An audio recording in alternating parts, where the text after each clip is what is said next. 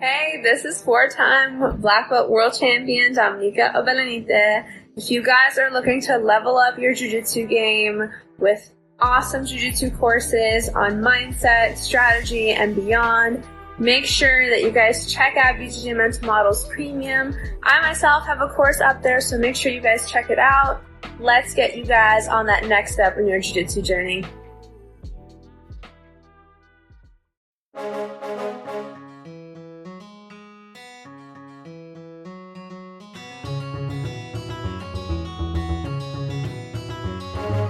Hey, welcome to BJJ Mental Models, episode 219. I'm Steve Kwan. BJJ Mental Models is your guide to a conceptual and intelligent jiu-jitsu approach, and today I'm pleased to be joined here by Jake Luigi. Jake, how's it going, buddy? I'm doing great, Steve. Thanks for having me on. Awesome. Happy to have you here, Jake. Thanks so much. Why don't you give everyone just a quick introduction and tell them about yourself so they know who you are and what you do? Yeah, so I am a purple belt in Jiu-Jitsu. And about a year and a few months ago, I moved out to the remote island of Lanai. It's right next to Maui, with very few people out here and no jiu-jitsu scene. And I basically didn't have any training partners or anything. So I started watching a lot of instructional content and competition footage. And I made the YouTube channel Less Impressed, More Involved as kind of like a journal for myself and a way to, share my insights with other people. And to my surprise, it's now way more popular than I could have imagined. And yeah, so I'm the guy behind that YouTube channel. This is how I'm known. Yeah, and definitely a resource that we hear a lot about. I was suggested very heavily that I should get you here on the podcast to talk about it. One of the things that I find fascinating about your podcast, you mentioned that you're a jiu-jitsu purple belt, but when it comes to jiu-jitsu analytical thinking and YouTube content creation, you're at least a black belt there, because I hear from well-known black belts all over the world who recommend your channel. My brother Matt just told me the other day, he sent me a bunch of clips from your channel, and I was thinking, oh, that's hilarious, because I'm going to be talking to this guy in about 2 days. So you definitely have a lot of strong references out there. Talk to me a little bit about this. How did you get to this point where, you as a purple belt who trains in this remote part of the world, you've kind of become a consultation resource for some of the brightest minds in the sport at black belt? Yeah, it still blows my mind. And it's still something that I'm trying to kind of like step into those shoes a little bit, I think, because it's kind of blows my mind that the people that I'm analyzing are reaching out to me for feedback and, taking some of the advice that I have. And I'm very honored to be in this position, but I'm still feel like I'm trying to, step into those shoes a bit. And, one thing that has helped me with that is that like a lot of, professional athletes and people like that have coaches, and those coaches are not necessarily better than them at their, discipline, but they're there to kind of guide the journey and kind of bring up new findings or just ways of thinking about things. And yeah, kind of like you, I don't compete or anything. And I think what I can offer is that I have a lot of time on my hands to study. Mm-hmm. So yeah, basically I'm trying to study the kind of cutting edge techniques and see where they fit into kind of like the overall principles of jiu-jitsu and share my insights with everyone. So yeah, that's kind of the goal behind my channel. And yeah, the idea is to just make people's training as efficient as possible. So tell me a little bit about what makes your channel unique. I mean, one of the things that sticks out to me is just that you've got a very analytical bent. So many YouTube channels out there, and for that matter, Instagram accounts or just other BJJ influencers, they're kind of just focused on showing techniques. Whereas what I really appreciate about your work, it's not just another YouTube resource for seeing a quick clip on how to learn a technique, but it's more almost like an analytical resource. Tell me a little bit about it and how you came to create this type of content and what makes you different from other YouTubers out there. Yeah, definitely. So that's something that I did very intentionally, I think, because I definitely didn't want to go into a very saturated market, like you said, where again, you can there's so many world champions out there that are teaching techniques online that are much more qualified than myself to do that. And I wanted to kind of offer a unique product and perspective on things. So I very much intentionally tried to make myself like the first of a given category. So it's kind of like a branding thing because I read a branding book and I just tried to implement this model where basically like I'm trying to make myself where I want people to understand that it's super important to watch competition footage and study these professional athletes to see what they're doing. And we can start to implement the techniques and strategies that they're using at the giest level to make our own training like more efficient. It's kind of the goal of my channel. And I want people to think of me when they think of no-gi high-level competition footage study.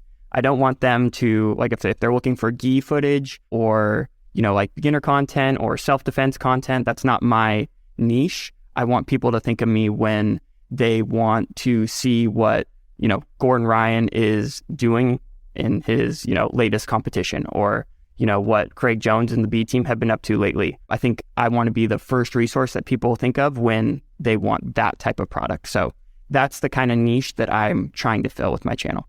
Yeah, makes an absolute ton of sense. I think that that's something that anyone who wants to start creating content needs to think about. How do they differentiate themselves from the pack? Now, in your case, that kind of analytical thinking and analytical bent is probably the thing that makes you unique. Tell me a little bit about your process here. So when you go ahead and you create content, when you do these kinds of breakdowns, what does that look like? How do you go about doing that? And how do we help people learn to kind of think like an analyst, sort of like you do? Yeah, thank you. So this is something that I'm still trying to refine, and my process, that is something I'm still trying to refine. And I think I've come a long way because, you know, when I first started, I would just basically watch an event, like, you know, an EBI event or, you know, ADCC or whatever. And then I would just make a bunch of notes and be like, there were a lot of Kimuras that happened during this event, so let me make a Kimura video. And then I just basically show all the Kimuras that happened and basically say like, this is cool, this is cool, this is cool. And yeah, like that's a fun video to make, but I think it's kind of what people want to see as opposed to what's actually going to help them get better, if that makes sense. Like, I think that's still kind of like what a lot of people are doing. Like, you know, this is a technique, here's a technique. This is, you know, if they do this, then you do that. If they do this, then you do that. And they just kind of, you know, go down that rabbit hole of just showing technique after technique. And what I've started to do is I think it's important to start with like a broad view of what you're trying to accomplish. So I've recently been studying a lot of half guard stuff, like passing half guard, and I actually created my first online course on this. And this is basically the process that I went through to create that course and all the YouTube videos that came from that, where basically there's an objective that we want to achieve, and you want to define that objective as broadly as possible. And often the way I go about doing that is I'll watch, you know, Gordon or Danaher instructionals, and I'll try and pick the highlights of their instructional. And all of these techniques that they're doing are working towards what goal? And for guard passing, for loose guard passing at least, it's stepping to the J point that they call it, where you're basically stepping to like the shoulder line or the hip. So that's like the objective. And then once we understand the objective, we can talk about how you initiate that sequence and then how you finish that sequence. And then all of the techniques either fall into the initiation or the finish, if that makes sense. So it's all just kind of like funneling towards that objective, and the techniques you can kind of categorize better and yeah, just make things really organized for yourself. And then after you kind of have the lay of the land, then you can dive into the weeds and figure out how to do a leg drag better or whatever, you know. But I think people just start out trying to do the perfect leg drag as opposed to getting the overview of seeing where the leg drag fits into the picture, and then go into the weeds and then try and refine your leg drag. Because, you know, the way I do a leg drag now is much different than the way I was taught to do a leg drag 3 years ago.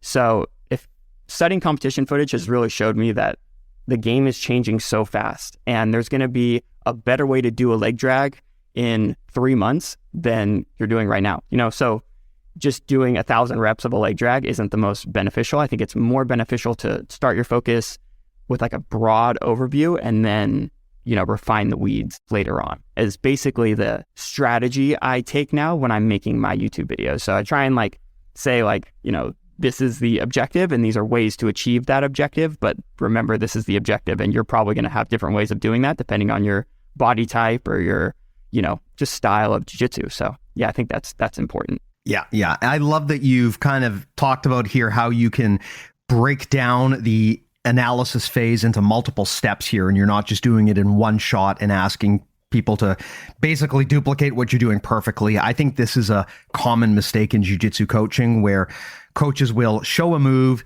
and they'll expect their students to just duplicate it exactly and drill it 100 times. The reality is that often doesn't lead to things working as you would expect in competition because there's just so much variability to how a move actually plays out in practice. And, I think everyone who's been training for a while has been through this at some point where you hit this wall of frustration because you can execute the moves perfectly that your coach taught you to do in practice, but against a resisting opponent, everything just falls apart. And it's because there's more to knowing a move than just knowing which steps to execute. You've got to internalize kind of the things that are really important, the base level fundamental movements that really matter, and then kind of layer on and freestyle the rest accordingly. And I think that your way of breaking things down here, what you've just described, makes a lot of sense, where you paint the idea in broad strokes first to make sure people really get that. And then you can start to add on the nuance later. It's I think a way that makes a lot more sense when it comes to how we teach our athletes. Yeah, exactly. Spot on. And I think like a big part of the way I've been trying to structure my training recently is to try and highlight problems that I'm running into as opposed to trying to drill a technique 100% correctly. So just kind of like, an example of this is like an example of the way I'm trying to go about implementing this into my training is I heard one of your latest podcasts, you got a shout out, I think from Taylor. She mentioned designated winner with Josh McKinney, who coined that term. But I really, really like this idea of training where one person is always going to win and the other person is there to help the other person get better. And the idea is that type of training is going to highlight a problem that you're running into. And if you are not happy with your solution to that problem, now you have a question to ask your coach. You have something to look for when you're watching competition footage. You have something to look at when you're watching, your next Danaher instructional. You have a objective when you're watching competition footage as opposed to, just watching a bunch of people fly around the mat and trying to like pick out a random thing. You're looking for a specific scenario that you yourself are having problems with and trying to see how these professionals are dealing with it. And that, I think, is how I go about making useful jiu-jitsu videos. Yeah. That's something that I think everyone can apply to their training right now that they might not be, which is to train with purpose, to make sure that you go into each session with a goal. For a long time, I made the mistake of just going in on autopilot when I went into class and, instructor would show a move. I would drill the move as I was instructed, wouldn't put much thought into it. I would go into sparring, couldn't do the move, would get frustrated, would never use the move again, and would just regress back to what I was doing before. I feel like that approach to just instructor shows 3 moves and you try to practice those in drilling, I find that doesn't work nearly as well as coming in with a goal that's based on your needs. So coming into the class and thinking, man, last time I trained, I was really struggling to retain my half guard. So today I'm going to try to create scenarios where I can practice that. Just being a little bit more deliberate about the practice that you're doing, I think makes such a huge difference. Right. And, that's something that I really try and do. And the way I was initially going about doing that and being deliberate with my practice is saying like, I'm going to try and work on my guillotines and I'm going to try and hit 5 guillotines this practice or whatever. And it's a measurement of success. But if I'm so focused on winning, then I kind of get taken out of the moment a bit and I'm not able to see how they're giving me the resistance that leads to my failure. So that's why I think it's really beneficial to incorporate these type of games into your training where one person always gets to win and one person is helping that person win, because the person doesn't have to worry about winning. They're just trying to worry about problem solving. And when they run into a problem that they can't deal with, or they deal with it, but they're not happy with their decision, they don't feel like it was the path of least resistance, then again, they have a problem that they can bring to their coach. They have a problem they can look for when they are studying other material. And I think that is just a really good way to leverage the amount of information we have online available to us to help you solve your problems. But we should, I think, really try and orient our training around bringing problems to light so we can leverage all of those resources that we have available to us, as opposed to focus our training around doing a leg drag, perfectly, or being, really good at attacking from the back and finishing 5 rear naked chokes today. I think you should try and focus your training on highlighting resistance areas that you're running into. And that's what I'm trying to explore now is different ways of doing that. Yeah, I think that's a really astute insight. A mistake that so many people make is they go into the gym and they try to win when their goal should actually be skill development, trying to improve. There's a time and a place to worry about winning, and it's usually not when you're in class trying to just get better. The problem is if you go in there with your goal being, I want to win, then all of your efforts are going to be focused on that. And I think that to really maximize your skill development, you've got to take the need to win out of your training and focus on making it more of a development exercise. You brought up a great example about goal setting for classes. I agree with you. I personally don't like setting goals like I want to get 5 taps today. A goal like that is so dependent on the person you're sparring with. Also, it's not a productive goal because although it might gratify your ego, it doesn't make your skill better. And the problem too is if you're overly focused on winning, you're going to just regress to playing your A game rather than trying things that are new and scary, because if you're doing something for the first time, you're probably not going to be good at it. So, of course, part of what you want to do when it comes to skill development is try those new things and go outside of your comfort zone.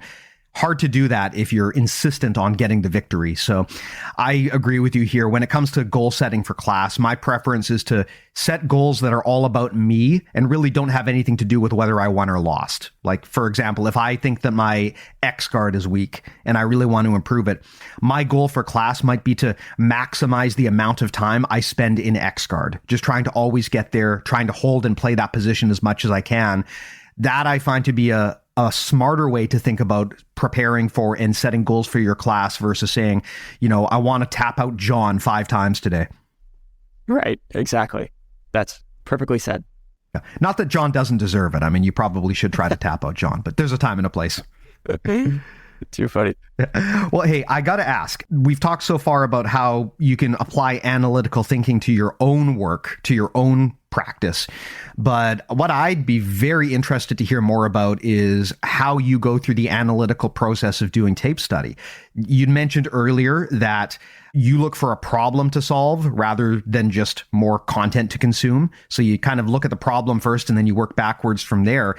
When it comes to how you do analysis, do you just pick the hot topic videos to break down, or do you come in with a problem like, I want to do a video all about how to improve your guillotine, and then find the right content based on that? I guess it's kind of a chicken and egg question I'm asking here. Do you start with the content or do you start with the problem when it comes to the videos you make on the channel? It's a really good question. And I would say it's a bit half and half. I would say there's always going to be something that I'm focusing on in my own training, and that I'm seeking out competition footage to do exactly what we were talking about previously, to answer, questions that I've been having in my own training. And then I kind of assemble that competition footage as I'm kind of working towards the solution.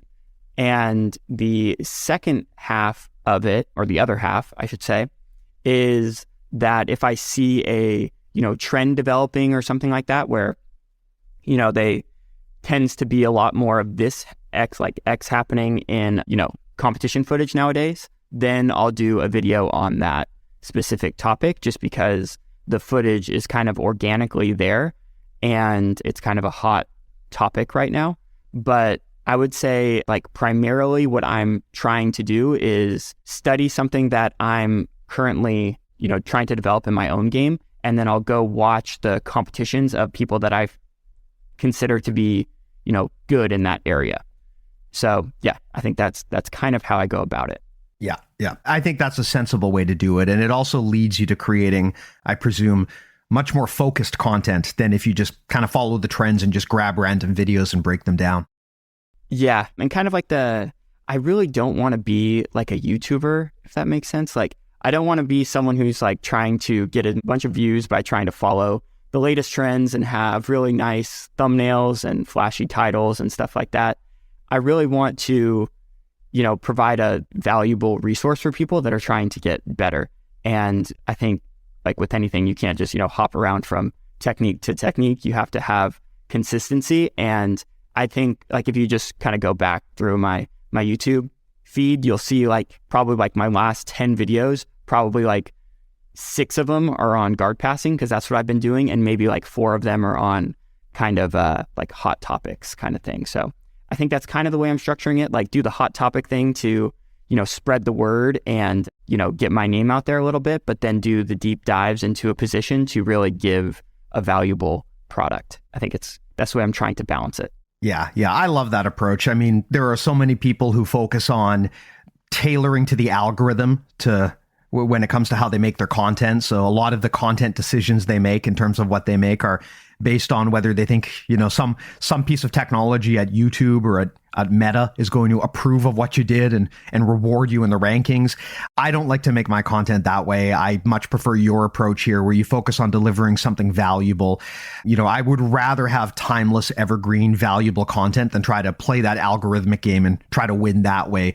So that's one of the things I like about your content too, is that it's very educational and it's focused on giving value in every piece, not just creating trendy things that are going to pop up the charts. Yeah, exactly. I think it's tough for me to balance because you kind of do need the trendy things to, grow your audience. But at the same time, that audience isn't going to be worth anything if they're just like, oh yeah, that was cool, but whatever, like they have to come back. And yeah, it's something that like I have no experience doing any of this stuff. I'm still learning everything on the fly. So yeah, thanks to my audience out there and like all the support has been like amazing while I'm trying to figure this out. So something I want to hear your thoughts on, a challenge that I have, and I think a lot of people have, is tape study and instructional study sound great in theory, but there is such an overabundance of this stuff that it's often hard to know where to start. Kind of reminds me of the Netflix problem, right? Where there's so much content out there that sometimes you get paralyzed just trying to decide what it is that you want to watch next. For me, I've only got so much time to study this stuff. And so when I'm studying content or when I'm watching rolling footage, I want to make it count. I want to get value out of it. But how do you know what to study? I mean, out of all of the instructionals out there, out of all of the high-level competition footage that you could study, what informs your selection as to, okay, this is the one that I definitely want to spend a few hours digging into?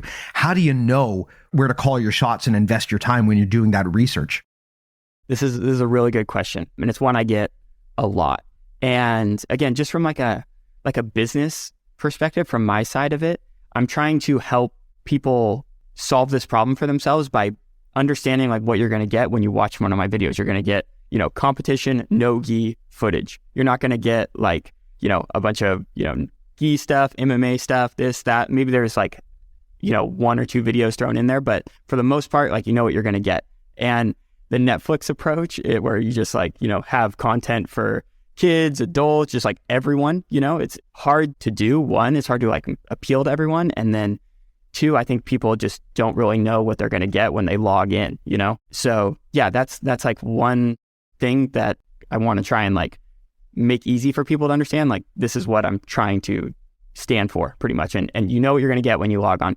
So that's one thing from like my perspective. And now how I go about approaching that when I'm going to study, to kind of like sift through all of the content out there, because it's definitely a bandwidth issue. Like you said, there's not enough time to study everything. So I think the ultimate goal is to kind of like do the 80-20 thing, where you're trying to figure out 20% of the techniques that give you 80% of your results. And then you can kind of like fill in the blanks as you go along, but that's kind of the meat and potatoes. So the way that I go about doing this, and again, I feel bad saying some of this stuff, because like I'm lucky enough to work with some of these companies now where like I can study their content, and it feels like I'm giving like a sales pitch, but like it's just like the way it is. These are like the best, people to study. So what I typically do, and again, I'm lucky enough to work with them, but I start with BMAX platform, because he does a really good job, I think, of talking about what he believes to be that 80-20. And I trust his opinion because basically he's announcing for some of the biggest jiu-jitsu events that are there. So he gets to see high-level jiu-jitsu up close and personal, and he also owns a school, so he decides what to teach his students. So basically, I kind of start there and I get his input on what techniques are the most important from a given position. And then I basically watch Gordon Ryan instructionals, but the end where they do rolling footage. And I just try and see what techniques Gordon is using a lot.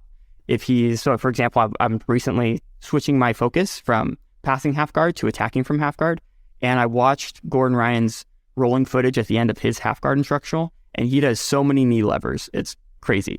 Like the John Wayne sweep is what it's called. So like basically like, that's probably a technique when you're watching the 72 hours of instructional content. You should probably pay attention when he starts talking about knee levers kind of thing.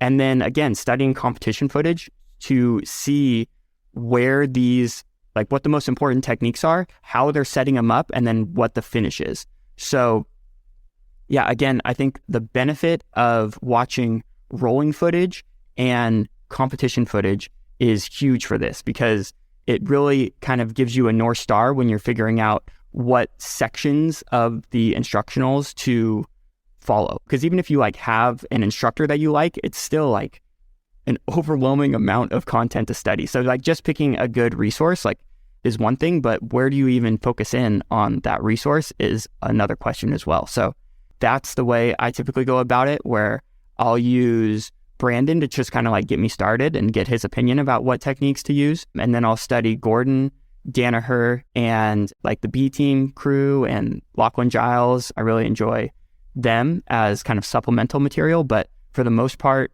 it's just like watching competition footage to see what techniques are working and then going into instructionals to figure out how to do those techniques. So the instructionals are kind of like the weeds on how to do like the perfect knee lever, but just figuring out that you should do and like focus on a knee lever, it comes from watching rolling footage and competition footage. Got it. There's a lot to unpack there, and I really love a few of the points that you brought up. The first part, calling your shots, making sure that you identify the high value content first and give that your priority. I think that everyone in this space kind of gets a degree of content overload or content guilt, where it feels like you're not studying as much as you should. I certainly have this all the time. I always feel like I'm behind on chasing trends and watching the latest and greatest. And you do feel guilty about that. But at the end of the day, there's only 24 hours in a day, and there's only so much time that you can invest in watching other people do stuff, right? And there's also kind of a bit of a point of diminishing returns there, because at some point you got to actually go out there and train. And if you're spending all of your time studying and not training, then you're not really balancing things in the way that makes the most sense necessarily. So I love that you brought that up about identifying the high value content and not feeling super guilty if you can't watch it all, because that is just an impossible thing to watch it all. I thought it was also a great point that you talked about how you use competition kind of as the compass here. See what's working at competition and use that as the basis for studying certain instructionals. That's a really good barometer, because there are instructionals for everything out there when it comes to jiu-jitsu, but it's not guaranteed to be high percentage. I mean, there's a lot of instructionals about techniques and positions and strategies that are interesting, and maybe they're good, but they're not great. They're not high percentage that work all the time universally against people at the highest levels. So seeing what works in competition and reverse engineering from there to figure out what to study next, that's an interesting approach. Yeah, and exactly to your point, like, a lot of the techniques are going to work, and I'm sure they have, success behind them. But at the end of the day, there's probably some things that you should prioritize over other things. And I think it just comes down to trying to make your training as efficient as possible. And to do that, you need to prioritize the most useful and practical techniques. And once you get that, then you can branch out. But at the end of the day, I think that's what it comes down to. And I think the best way to do that is by watching competition footage and seeing what works. And yeah, that's how I approach it, at least. Mm-hmm. Let me bounce something off of you here, because this is something that I've heard from our community before. When you're studying competition footage, the most obvious and intuitive thing to do is to study what's happening at the absolute highest levels of the sport, right? So go see what Gordon's doing, go see what those guys are doing, and basically try to duplicate it. The challenge that comes up a lot is people often say, look, that's great and all. I'm sure that what Gordon is doing is the right thing, but I'm a white belt who's been training for 4 months. I am so far removed from Gordon that a lot of the things he's doing are just leagues ahead of me, and I'm not really ready yet to fully interpret and understanding what he's doing. What we've found is that sometimes giving people imperfect tape to study can actually be very beneficial at a lower level because the mistakes that those people make are more relatable, right? You know, as a white belt, a big part of what your focus is going to be is probably patching up mistakes and not doing anything obvious and dumb. And the problem with watching someone like Gordon is he's not going to make mistakes that are obvious and dumb, right? So if you're a white belt, that kind of like learning by counterexample piece isn't going to be there. And sometimes at the earlier belts, that's a more valuable approach. So what we've started doing is taking white, blue, purple belt footage and breaking that down and having really high level black belts break it down. And of course, they're going to find 100 things that are wrong, but those can be very valuable lessons to new people because it's more relatable for where they're at in their journey. I definitely want to hear you talk about this and whether you think there's a benefit to doing tape analysis of imperfect grapplers, people who aren't the best in the world and make very obvious mistakes. Do you think there's a home for that? Or do you recommend that everyone just focus exactly on what the best is doing? I think there's definitely a home for that. And I think that makes a ton of sense. And I have to say, like, the few times where I actually do this quite a bit, where I say, like, you know, this is the wrong thing to do and this is the right thing to do, I just kind of feel bad doing it on a public platform where basically I have to use footage of someone who is, you know, brave enough to go out there and compete on a stage in front of, you know, whoever locally, and then I go and I highlight their mistake in front of my audience. I don't know, I feel dirty doing that. So I try not to do it too much, but for the most part, like, people are nice. Like, they'll even say, like, oh, like, that was me who was screwed up at, you know, this timestamp kind of thing. They'll comment. But yeah, on a public stage, I try not to do it as much, where in private, I think it's a very powerful tool that you should definitely leverage. And like you said, I think it's really beneficial for, I mean, even a lot of competition footage of high level people, there's a lot of mistakes that are made that allow some of these more like explosive guard passes and more kind of like opportunistic style of technique to work. And I think by highlighting mistakes and people tightening up their mistakes, it's going to require the offensive person to be more kind of like step-by-step approach, as opposed to like, let me just dive on a knee cut and it's going to work because you don't have any frames in place kind of thing, you know? Yeah. And that's a great point too. I mean, if you're doing an analysis of some high level famous grappler, you probably don't need to worry too much about whether they're going to get offended if you do a breakdown. But if it's some white or blue belt who has competition footage online, I mean, even if it's beneficial to them, if they get the feedback directly, it's going to be helpful. That doesn't necessarily mean you want to dunk on them publicly on your YouTube channel, right? Just post some giant breakdown about everything they fucked up on. The way that we normally do it is, for those people, we do private reviews. So they send me their footage, we break it down, they get a private link back so that only they can watch that stuff. We'll only share footage if people tell us that they're okay with sharing it and that they explicitly consent to it. Because yeah, I mean, especially when you're a white belt or a blue belt, you know, this is a hobby for you, you're starting out, you're obviously not perfect. You probably don't want the whole world using you as an example of what not to do. So totally understandable. I mean, I do think, of course, there's the argument to be made that, you know, you want to leave your ego at the door and you don't want to get too upset about these things. But I can imagine that if a major YouTuber did basically a hit piece on your grappling, I can imagine that not going over so well. Yeah, exactly. We all like to say we don't have egos, but we definitely have egos. And yeah, I'm trying not to dunk on anyone. I think that's a really good analogy. Yeah, but I do think it's super beneficial. And I think like services like you offer are of tremendous value to people that are trying to improve at jiu-jitsu. Yeah. Now, on that note, one of the things that you mentioned earlier, you know, you're a purple belt here, but you've got to the point where your channel and your analytical thinking is sought after by some of the best black belts in the world. How do you close that gap? And what do you suggest other people do to kind of get there if they wanted to also be equally as good at analysis.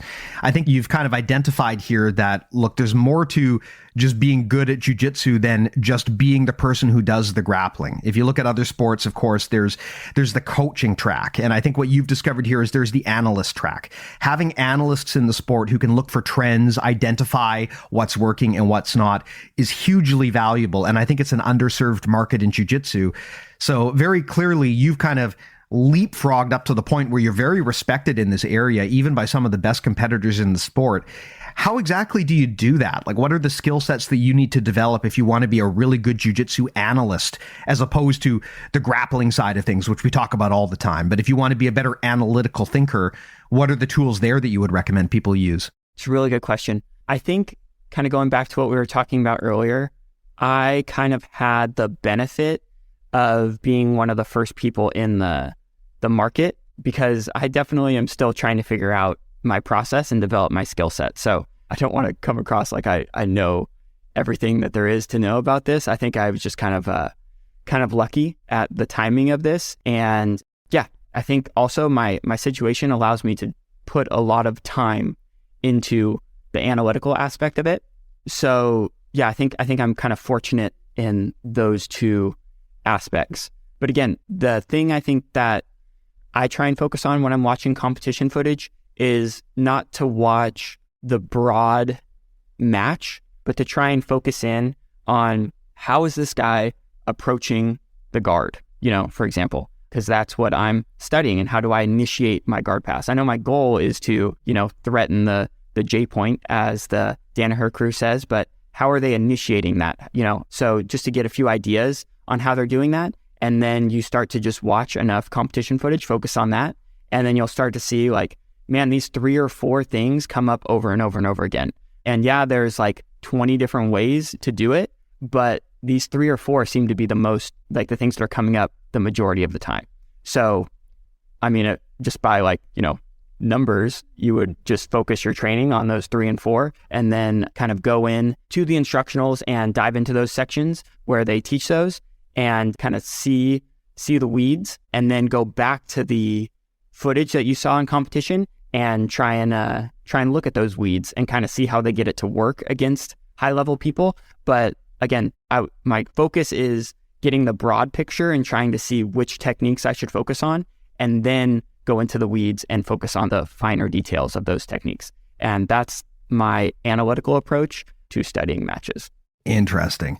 Now, this is something that, to me, when I started doing tape analysis for people, kind of caught me off guard. I assumed when I was doing analysis for people that most of my feedback would be along the lines of, move your butt 1 inch to the left, take their elbow and pull it 2 inches to the right. Your head needs to be 1 inch lower, 1 inch higher. I kind of thought that was going to be what my advice was generally going to be.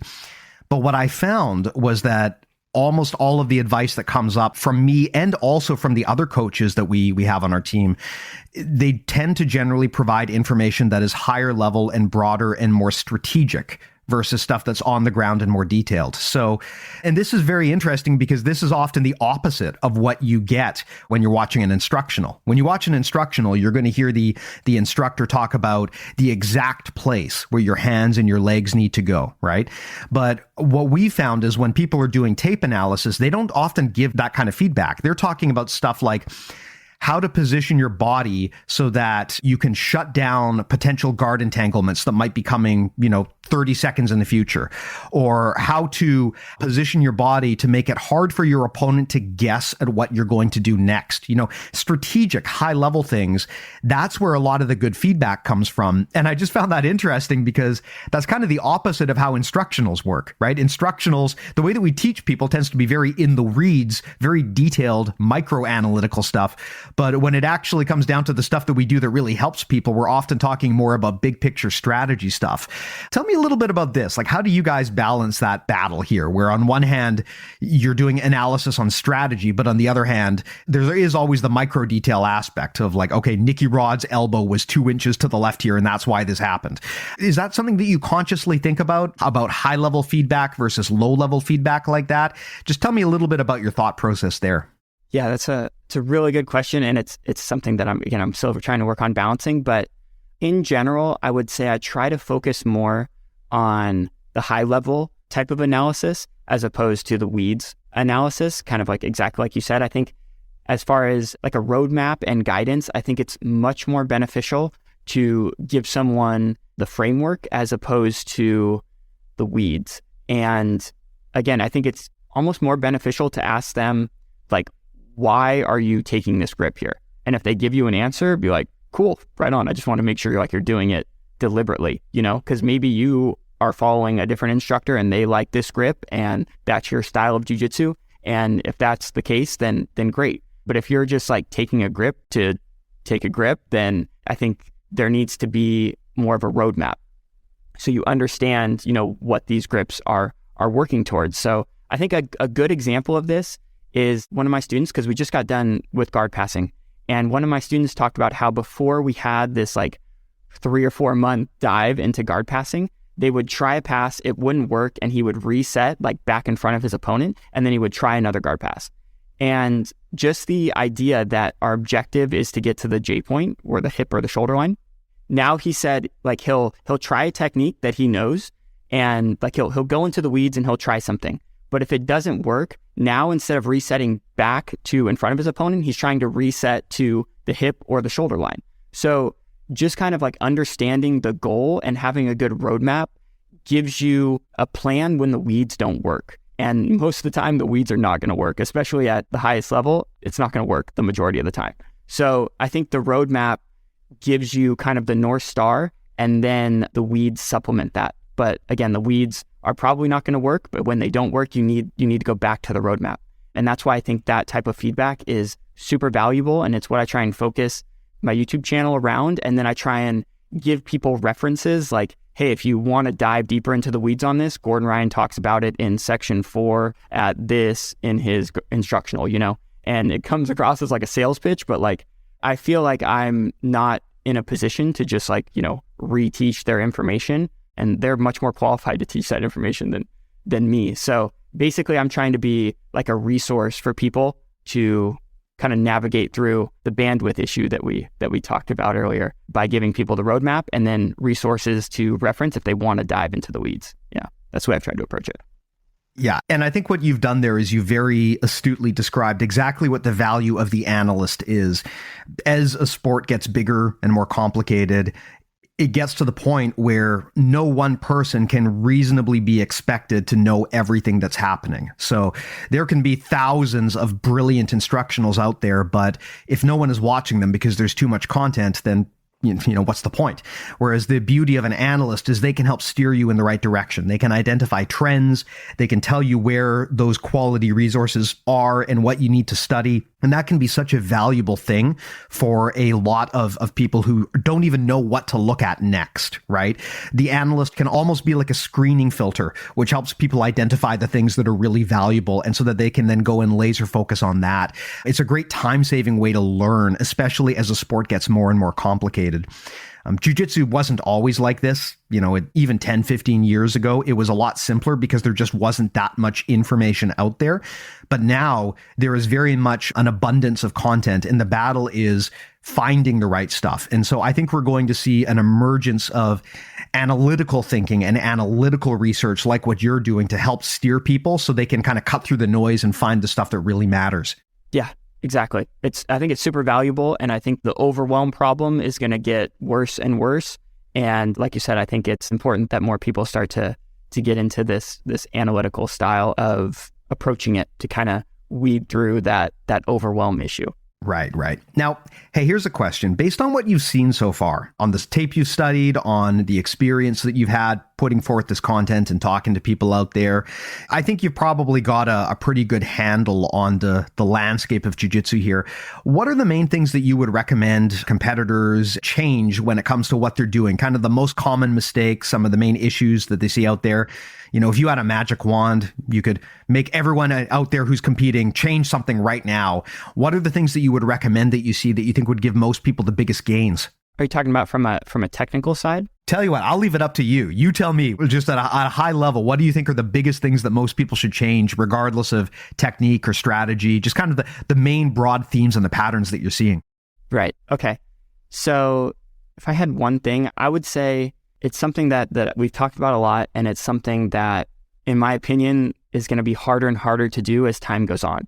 But I really think that instead of trying to learn 1,000 moves, you should just pick the best moves and figure out ways to connect them with one another and to do them on people that are bigger than you, smaller than you, flexible people, stronger people. Like, figure out ways to do that and where they fit into your overall game and ways they connect with one another, as opposed to trying to learn, 30 different guard passes. I think that approach is going to be much more beneficial and is going to lead to a better, more rapid development in your game. So what's interesting here is what you've talked about. It's something that we hear a lot of coaches say, which is that you need to make your game smaller rather than bigger. And I think for many people, that's very counterintuitive, that you need to make your jiu-jitsu smaller and that more is not always better. I often think people, like I talked about earlier, they get content guilt. They feel like they have to study everything, and they wind up kind of broadly looking at a whole bunch of different stuff, but not really applying it all, because you simply can't. There's only so many hours in the day to really study and put things into practice. And sometimes cutting through the noise and hyper-focusing deeply on a few things and studying on them, that's going to be more valuable than just kind of quickly sampling a bunch of different things. That's not to say that you shouldn't sample things, because sometimes that's how you get new ideas. And it's very important to try new things and shake it up.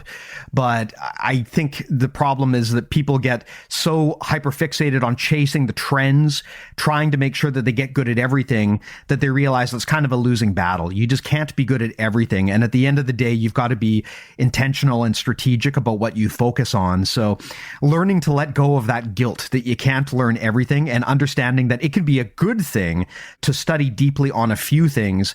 That's something that I think a lot of coaches that have been on the podcast have talked about. I mean, Drysdale was on here. Nick Perler from Perler Wrestling Academy has talked about that, just that more is not always better. Sometimes setting clear boundaries around what you're focusing on and focusing on the things that truly matter can be a big win. Yeah, for sure. And I think that's a good distinction, because I definitely think you should be open to new techniques and you should definitely sample new things. But I think the problem that a lot of people run into is that they know everything. They know the choreography of everything, where I do this and then I do this and then I do this. But when they learn a new thing, they don't understand what they currently know deep enough to be able to fit that new thing into their game. They just kind of consider it like a new technique. So if my first one doesn't work, I reset and then I try my second one. Whereas if you know the current techniques that you understand them deep enough, then you'll be able, when you do learn a new technique, you'll be able to fit it in, and it'll open up many more doors for you than it would if you just learned it individually, if that makes sense. Yeah, totally does. So with all of that said, we've talked a lot about the individual experience here and what competitors can do. What about coaches? What do you see in terms of people who run gyms, who create content maybe, they're making instructionals, the people who are out there putting these ideas out there? What would you have them do differently based on what you've seen? How could they improve?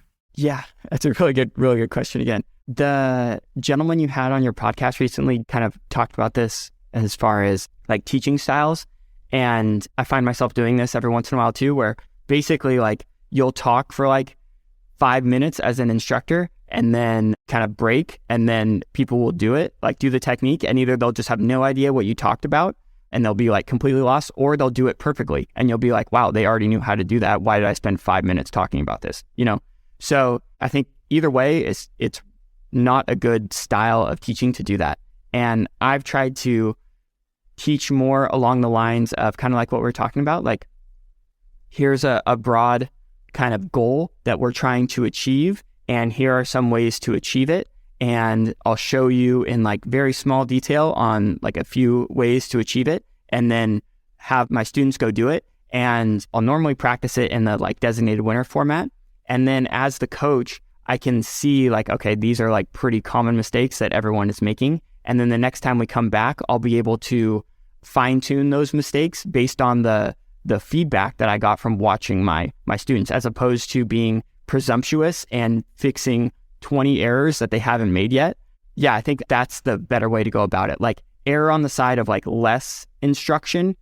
And then when you see the the results and the feedback by watching your students engage with one another and try and perform the technique, you can better give them the feedback that they need, as opposed to giving the feedback that you want to talk about.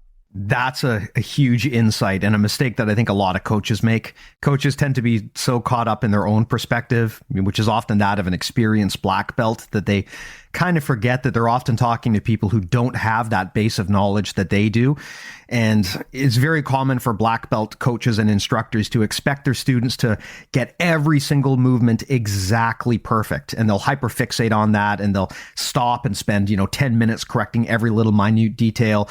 There's really no point doing that if the student barely understands the move and can't make it work in the first place, right? I mean, at some point, you need to quit with the perfectionism and just let your student get some reps in and try things, even if they're doing it imperfectly. Just get the process going and then start patching in the details over time as the students encounter issues.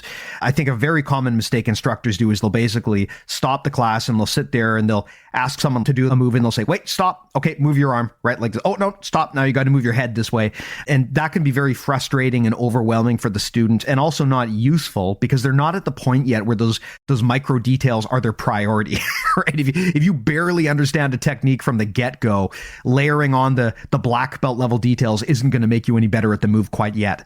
Exactly. And I think it's really important to prioritize, like if someone is making a detail in the weeds and they're doing that incorrectly, like a weeds detail, or they're making a mistake as far as like the objective goes, like they're working away from their objective, you should definitely prioritize fixing the objective mistake as opposed to the weeds mistake. So like if someone is trying to do, we were teaching a cross step the other day. Do you know what a cross step is? It's like a Danaher term, but yeah, like basically you kind of like step through. If I'm passing to my left, I'll step with my right leg through their legs and step to the hip, just kind of like an example.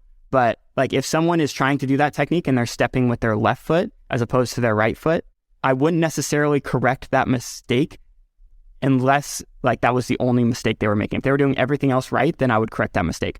But if instead they were just kind of like dancing around in front and not doing anything, I would say like, hey, you should be trying to step to your partner's hip, instead of like letting them entangle you in their guard. So I think it's really important to prioritize correcting the roadmap as opposed to prioritize correcting the weeds. Awesome. Well, hey, a lot of great knowledge there, Jake, and I really appreciate you sharing all of that. Was there anything else that you wanted to share here or talk about before we tie this one up? No, I think we covered everything. Thank you for having me on. I was a bit nervous, and yeah, just very grateful for the opportunity. And thanks to everyone out there for the support. It really means a lot. Well, hey, on that note, let's plug your stuff. If people want to check out your content or check out your instructional, how do they go about doing it? Yeah, so I have my YouTube channel, which is Less Impressed, More Involved BJJ. I have my course, which is called The Art of Passing Half Guard. And I also have a podcast myself where basically my buddy Josh is getting into Jiu-Jitsu and he gives me a call on a weekly basis and I answer questions he has. So that's kind of more like beginner oriented content and answering questions that my buddy has while he's, getting into Jiu-Jitsu. So those are kind of the three things I have going on right now. Oh, I actually have my community, which is like basically like a Discord where we kind of talk about instructionals or events that are going on or problems that we're running into in training and things like that. We just kind of bounce ideas off of one another. But yeah, those are the ways to get in touch with me. I'm surprised you didn't call your course Less Impressed, More Half Guard. That seems like the obvious name. Too funny. I figured my name was already, like people can't remember my name at all. It was a very poor marketing decision naming my YouTube channel that. But yeah, I decided to name it The Art of Passing Half Guard behind Josh Waitskin's book. So yeah, that's what gave me the inspiration for that. A good person to pattern after. Yeah. Great person to pattern after. Hey, just a quick editor's note here. Since we recorded this, I was informed by Jake that he's actually made the decision to rename his instructional to Less Impressed, More Half Guard Passing. I'm going to take full credit for this rename. Anyway, back to our talk. Hey, I got to ask while I have you here, the name Less Impressed, More Involved, where does that come from? Yeah, so when I started the YouTube channel, I was listening to Matthew McConaughey's book called Green Lights, and I recently got back from a fishing trip with my uncle in Alaska, and I was helpless on the river there. I didn't know how to like tie any knots or anything, and I just felt like a little kid going up to him with my pole, like, hey, can you get me up and going again so I can go back and fish. So I want to be more like, self-sustainable. So one thing that Matthew McConaughey talks about in his book is that if you're impressed with something, you have to realize that it's just a skill. And instead of being impressed with it, you should start to get involved with it and learn that skill. And soon enough, you'll develop that skill yourself. So I started the YouTube channel and I started making a lot of knot tying videos because I was just trying to learn how to tie knots. And I named it Less Impressed, More Involved because I was trying to get involved with tying knots. And then I made one jiu-jitsu video and it was way popular than any knot video. And then I just kept doing jiu-jitsu videos after that. I don't know if there's granted, this might just be my ignorance. I don't know if there's a big market out there for knot tying videos. So you might have made a good decision there. Yeah. Slight pivot, but I think it was for the better. Awesome. Well, thanks so much for sharing all of that, Jake. And as I always do, I'll put all of those links in the show notes here. So I know that it's hard to dig up URLs sometimes. So if you want to check out Less Impressed, More Involved on YouTube, if you want to check out the Half Guard course or the podcast or the Discord, I'll put all of that in the show notes. So just pop open your podcast player, go to info. Should be easy links that you can just tap or click on, and that'll take you right where you need to go. As always, of course, I'll use this opportunity to plug our stuff as well. If you don't already know, everything that we do is on BJJMentalModels.com.